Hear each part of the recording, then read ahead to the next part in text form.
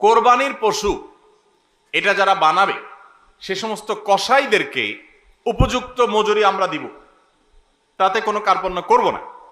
কিন্তু কোরবানির পশুর কোনো গোশত মজুরি হিসাবে দেওয়া যাবে না। কোরবানির পশুর গোশত যদি মজুরি হিসাবে দেন তাহলে সেটা জায়েজ হবে না, আপনার কোরবানি হবে না। কোরবানির পশুর গোশত এটা যে কসাইরা বানায় সে কসাইদেরকে কোরবানির পশুর গোশত থেকে কিছু দেওয়া যাবে না। এখন আপনি বলবেন, ভাই কেমন কথা, যেই বেচারা কোরবানির পশুটা জবে করলো, সরি গোশতটা প্রস্তুত করলো, চামড়াটা ছিললো, এত কষ্ট করে বানাইলো, গোশতগুলো সব নিয়ে বাসাতে উঠে যাবো আর তার কিছুই দিব না, কেমন হয়? দেখতে মনে হচ্ছে এটা অমানবিক না? আসলে কাহিনী ভিন্ন। কাহিনী কি? কাহিনী হলো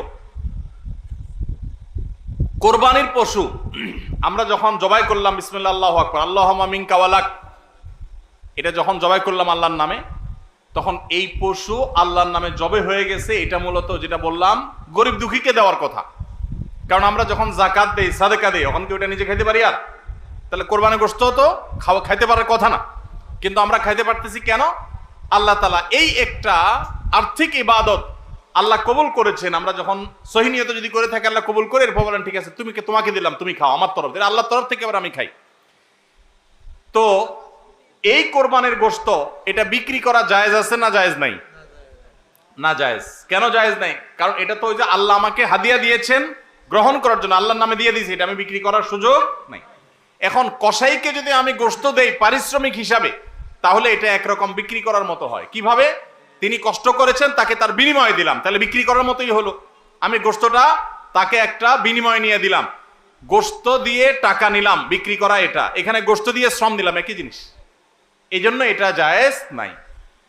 তাহলে কি করবেন? কসাইকে তার ন্যায্য মূল্য দিবেন, একটা গরু বানানোর জন্য যা লাগে তার পুরাটা দিবেন এবং আগে ভাগে এগুলো চুকায় নিবেন। মুশকিল হলো কসাইরা জানে যে একটা গরু বানাইতে হয়তো বাজার দর অনুযায়ী সে 10,000 টাকা নিত, এখন সে 8,000 রাজি হয়ে গেছে। কেন 8,000 রাজি হয়ে গেছে?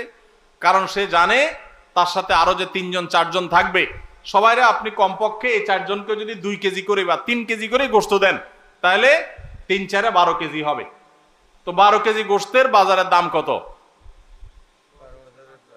হ্যাঁ,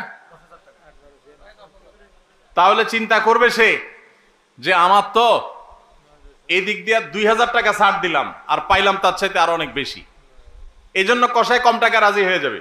কসাইকে এই জন্য আগে ভাগে বলে দিবেন, শুনেন, কথা শুনেন ভালো করে, গোশত কিন্তু আপনাকে এক পিছু দেব না, আপনি কত নিবেন সেটা আপনি চুকান, আমার খাটলে নেব, না হলে অন্য কসাইয়ের সাথে আলাপ করব, কিন্তু আগে মাথায় এটা রাখেন আপনারা কিন্তু আমি গোশত দেব না, টাকা যা নেওয়ার নিবেন।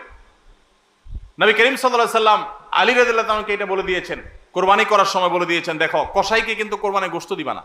কোরবানির গোশত শুধু না, কোরবানির পশুর কোনো কিছু বিনিময় সে দেওয়া, তাকে টাকা দিবা আলাদা, যত টাকা লাগে সেটা দিবা, গোশত দিবা না, তাহলে বিনিময় হয়ে যাবে, এটা জায়েজ হবে না, তোমার কোরবানি হবে না। এই জন্য ভাইরা এই জিনিসটা আমাদের সাবধান থাকতে হবে, কসাইকে কোরবানির গোশত বিনিময় হিসাবে দেওয়া যাবে না। হ্যাঁ, কসাই যদি গরিব হয় তাহলে সেক্ষেত্রে অন্য গরিবকে আপনি আধা কেজি করে দিচ্ছেন, কসাইরও আধা কেজি দিতে পারেন, অন্য গরিবকে 1 কেজি করে দিচ্ছেন, কসাইরও 1 কেজি দিতে পারেন, কিন্তু কসাই হিসাবে না। সেটা হলো তিনি যদি কসাইগিরি নাও করতেন তারপরও আপনি তাকে দিতেন যদ্দুর অদ্দুর দিবেন। এর বেশি যদি আপনি দেন এবং সেটা যদি বিনিময় হিসাবে দেন তাহলে কি হবে না? জায়েজ হবে না। এই একটা মাসআলা না জানার কারণে আমাদের অনেকের কোরবানি এটা নিয়ে টানাটানি দেখা দেয়। নাম্বার 3 এবং শেষ পয়েন্ট হলো কোরবানির পশুর গোশত এটা আপনি আহরণ করতে গিয়ে মাথায় রাখবেন যে কোরবানির পশুর রক্ত, বুড়ির ময়লা, এগুলো যেন আশপাশের পরিবেশটা নষ্ট না করে। আমরা অনেক সময় দেখি কোরবানির ঈদের 2 দিন 4 দিন 5 দিন পর পর্যন্ত রাস্তাঘাট দিয়ে চলা যায় না দুর্গন্ধের চোটে, ঠিক না বেঠিক? এবং কোরবানির মৌসুমে প্রায় বিভিন্ন বছরে দেখি আমরা বন্যা হয়, এই ময়লাগুলো পানির সাথে বিভিন্ন জায়গায় ছড়ায় পড়ে। বিশেষ করে আমাদের বাইরে আশেপাশে রাস্তাঘাট দিয়ে পথচারীরা যখন চলে, আপনার কোরবানির পশুর দুর্গন্ধ, এটার ময়লা, রক্ত, এগুলো যদি আশপাশে পরিবেশ নষ্ট করে, মানুষের নাক ধরে, মানুষ অসুস্থ হয়, নানা রকমের রোগ তৈরি হয়, এখান থেকে নানা রকম রোগবালাই ছড়ায় এবং মানুষের কষ্টের কারণ হয়, তাহলে কোরবানি দিয়ে আপনি সওয়াবের পরিবর্তে গুনাহ হওয়ার আশঙ্কা আছে। এই জন্য নিজ দায়িত্বে আমার পশুর কোরবানির রক্ত গর্ত করে এমন ভাবে কোরবানি করব যে সব গর্তে চলে যাবে এবং মাটি চাপা দিয়ে দিব এবং পানি দিয়ে এমন ভাবে পরিষ্কার করে দিব, ব্লিচিং পাউডার ইত্যাদি দিয়ে এমন ভাবে পরিষ্কার করব যাতে করে আশপাশে কোনো মানুষের কষ্ট না হয়। অনেকে আছেন কোরবানির বুড়ির ময়লাগুলা যেখানে সেখানে ফেলে দিয়ে রাস্তার পাশে উনি বুড়িটা নিয়ে চলে গেছেন। এটা কোনো ভালো মুসলমানের কাজ না, এটা ফাসেক মানুষের কাজ।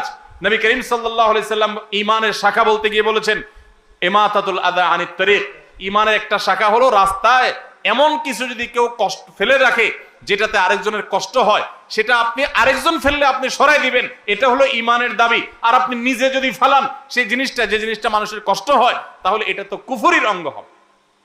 কথা কি বুঝাইতে পারছি?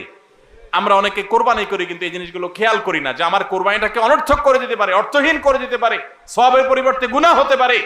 এজন্য কোরবানির পশুর রক্ত, ময়লা, বুড়ির ময়লা, এই সবগুলোকে আমরা নিজ দায়িত্বে একেবারে পরিষ্কার করে রাখবো। মনে থাকবে তো ইনশাআল্লাহ? আল্লাহ তাআলা আমাদের সবাইকে কোরবানির এই ইবাদতকে আল্লাহকে সন্তুষ্ট করবার উদ্দেশ্যে খালেস এবং বিশুদ্ধ নিয়তে, সহি নিয়তে এবং এই কোরবানিকে আল্লাহ তাআলা বিশুদ্ধ উপায়ে আমাদেরকে সবাইকে সম্পাদন করার তৌফিক দান করুন। আমাদের কোরবানির পশুর রক্ত বা পশুর কোনো কিছু দুর্গন্ধ বা কোনো কিছু, কোনো ময়লা যেন পরিবেশকে দূষিত না করে, মানুষের কষ্টের যেন কারণ না হয়। আল্লাহ তাআলা আমাদের সবাইকে সে বিষয়গুলোকে মেনে চলার তৌফিক দান করুন। কে কত ভালো কোরবানি করলেন, কে কত ভালো মুসলমান, দায়িত্বশীল মুসলমান, এটা বোঝা যাবে কোরবানির পর পশু যেখানে কোরবানি করেছেন আশেপাশে কোনো জায়গায় কতটা পরিষ্কার আছে না আছে, এটার উপরে। এটা হলো মিটার, এটা দিয়ে মাপা যাবে যে আপনি মুসলমান, ইসলাম কতটা বুঝছেন। শুধুমাত্র জবাই করলেন আর গোশত খাইলেন ইবাদত হয়ে গেল, এত সোজা না। আল মুসলিমু মান সালিম আল মুসলিমুনা মিন লিসানিহি ওয়া ইয়াদিহি, যার হাত মুখ দ্বারা অন্য মুসলমান নিরাপদ থাকে সেই মুসলমান।